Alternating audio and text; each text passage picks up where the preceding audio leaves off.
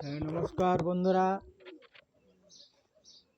আমাদের গ্রামাঞ্চলে যেসব শাকাহারী বন্ধুরা আছেন তারা ঘরে ঘরে আসেন এবং শাখা পরিয়ে যান। একজন শাকাহারী বন্ধুর সাথে আমরা পরিচয় করছি। আপনার নাম?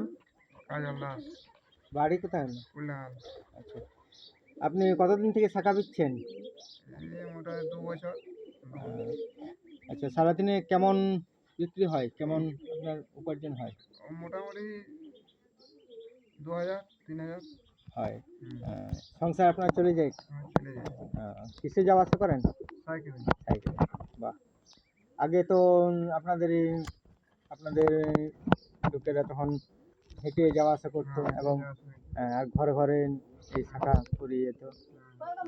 কেমন কেমন দামের শাখা বিক্রি করেন? সব কোয়ালিটি আছে। কেমন কেমন দামের থাকে? 300-400। ঠিক।